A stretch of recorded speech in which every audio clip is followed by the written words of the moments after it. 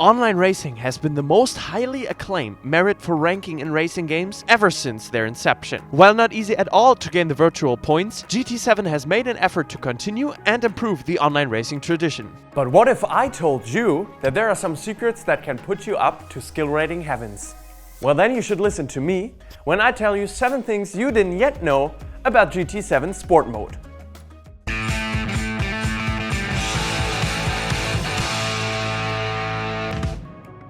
And with that, welcome to Overtake once again. With the sport mode, Gran Turismo 7 made an important distinction between lighthearted fun in online races and serious competition. In this video, we will focus a bit on the everyday hustle in the daily races. If you want a video dedicated to the championships, be sure to write that down in the comments below. Some parts of the sport mode can remain concealed to the casual eye, so your experience can quickly turn into an unpleasant one if you're not careful. For our first tip, we will look at something that will surely haunt you afterwards, and is a pretty common mistake for newcomers. It has to do with every GT player's innate need to overbuff their car. In the sport mode, you are able to compete in 3 different types of daily races. One is for a specific vehicle in that week, such as a kart for example, and the other ones usually include either Group 4 or Group 3 cars. The latter ones are usually already equipped with the top racing technology of our time, and are prefixed to fit the needs of a certain race series. Group 4 cars could very well be faster and pack more BHP, but then it wouldn't fit the limits of the regulations. But some players just don't know that, so they end up getting a few neat little upgrades in the tuning shop. Doesn't seem like such a bad idea, right? Not immediately, but once your wallet slams you across the face, you'll know you made a mistake. Because all the parts you install in your Group 3 or Group 4 vehicle will be disallowed come race day. That is due to the BOP, or balance of performance, being changed for every car, to make sure equality exists and everyone roughly has the same prerequisites. So that bottle of NOS you just wanted for that extra bit of straight line speed needs to stay in your garage. One piece of equipment does, however, need to be bought. Our second piece of advice revolves around tires. One might say that tires are the most basic thing for racing equipment, but I would beg to differ. They come in the same shape and size in GT7, but bear different qualities. To start off your voyage into the daily races, you first have to check which kind of tire is required at the time. This is usually just one type of dry tire, as well as intermediates and full wets. If not already delivered with the vehicle, they will need to be purchased. Some of you may say that this is very clearly marked in red when you try to enter a lobby with the wrong compound. But make no mistake, I know a lot of people who viciously hammered on the X button because they thought the game was locking them out of contention. But there's more to the matter than just buying these bad boys. You have to put them into good use as well. You see, the 3 daily races, A, B, and C, are there to fit the stages of your abilities. So race A is more tailored towards beginners, while race C is more for the advanced racers. This also means you have to handle your tires differently in each race. Let's disregard race A for a second, because it focuses on a specific vehicle. But race B and C are very different in terms of tire management for race cars. Races in category B are only relatively short, so you can push your compound as much as you want and it won't make a difference. Races in section C, however, can be won or lost by the person who has better tire management. This may not necessarily apply if the hard compound is put on, but once you go medium or even soft, your rubber can be no good after a few push laps. Optimally, you want to find your sweet spot. If you're already trailing the leaders by quite a big margin, it is not necessary to channel your inner Prost every lap and potentially cause an incident in the process. Having mentioned that, there's a certain rating we have to talk about.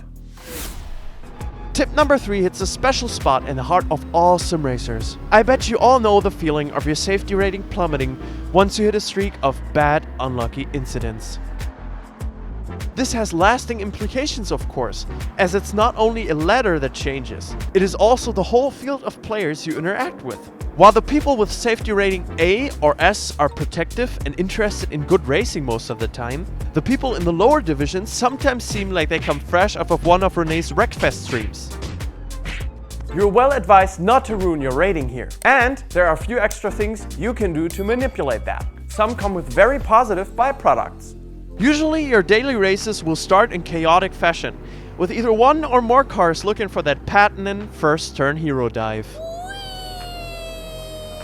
my special advice would be to stay as far away from any trouble, even if that means taking a slower line or braking earlier. A good way to stay free of twisted metal is to keep to the inside of turn 1. From experience, most incidents happen from the inside to the outside of the corner. If you are already staying inside, you can pretty much only get rear-ended. In more scenarios than not, you will be the beneficiary from cautious driving. Think of it like this. Even if you make a move stick that forces another car off track, if your next race is much worse in quality due to a lower safety rating, you won't be happy either way. And besides, I would tend to argue that if you put extra effort into staying patient, you will see your driver rating improve as well. While mechanical damage is not a major factor in GT, the sport mode does feature a light version of it. So if you slam into another vehicle, you will see an effect on your lap times. To speak of lap times, one thing is important when it comes to that. Let's get to our tip number 4. Even though the tracks are changing periodically in daily races and the BOP is pretty much equal, your car of choice can make a difference. Here are some of my highlights when it comes to Group 3 and Group 4 cars.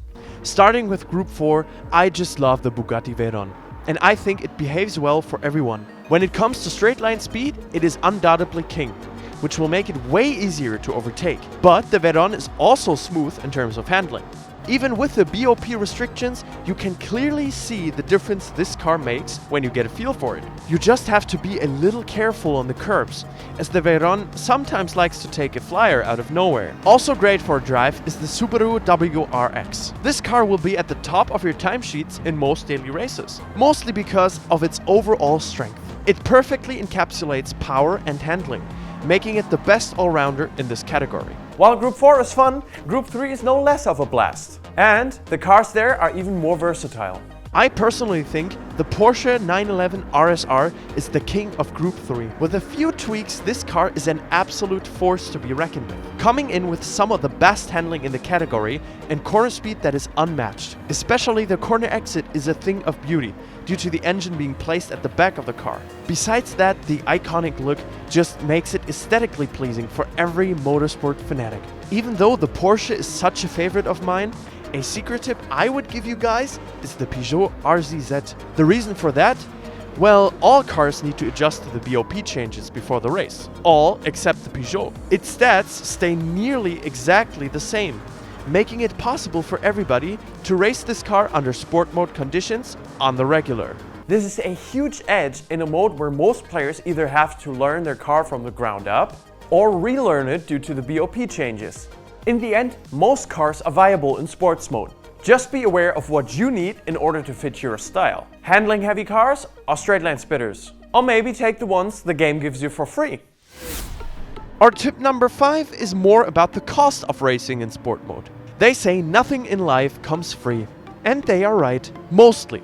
Some cars do appear out of nowhere or after you finish some tasks. For those with a slim budget, this can be a real game changer. Group 4 cars can cost 350,000 credits, while Group 3s are 450. Nothing to laugh at. But if you are a crafty specialist, you can play through some of the missions, for example, to get your hands on the Mustang Group 3 if you complete the Rolling Stone in all bronze, or the Dodge Viper if you do the same in Gone with the Wind. If you are absolutely tearing through your challenges, no, not like that. But if you end all of the ones from Rolling Stone in gold, you get yourself the Corvette C7 Group 3. You see, all of these cars don't directly influence your performance in GT Sport mode. But I would be heartbroken to know that you bought a car for 350k, only to then realize you could have won it somewhere else. You can also be really lucky and win a Group 4 car, such as my Lamborghini here, with a roulette ticket. You know, these things you get from Luca in the cafe or by completing your daily marathon. Of course, you don't want to rely on luck in order to achieve your goals. An additional thing you can do is to complete your National License B. Do that and you will be rewarded with a Toyota Supra race car for Group 4 racing. No matter the way, you will still have to put these cars into good use in the sport mode later on. But you can save $1 or $2 in the process. Our final 2 pieces of advice are especially interesting for beginners to the sport mode. Tip number 6. You should always use the time before the race starts to practice. The way qualifying works in daily races is that it takes the fastest time you set in this cycle on this track. so you technically don't have to put in a quali lap every time. I have found that you improve massively if you still try to beat it every time, especially on tracks you normally don't race on. Remember, you can always shave off a second or two. For a final tip, I would advise you to watch out for your fuel load. If you are driving races in Section C, the usual way to go in daily races is just to go the full power mix and ignore fuel management altogether. In races from Category C, that will result in a blinking red light in the second last lap, for example. The reason for that is simple. Races from Section C are simply longer. You'd be astounded at how many people have to desperately pit for fuel in later laps, just because it didn't even cross their mind to adjust the fuel modes. My advice, especially for beginners, is to start lean for 1 or 2 laps before increasing your pace gradually. This way, you won't end up at the gas station, especially not with these prices nowadays. I hope you guys now feel ready for your GT Sport Mode journey. If you feel like you want to know more about Group 3 cars, for example, make sure to tell us down below. We always watch out for suggestions. Besides that, I would advise you to go and watch our latest GT7 tutorial, where we talked about driving assists. That was that from me. My name is Marvin, and until next time, cheerio!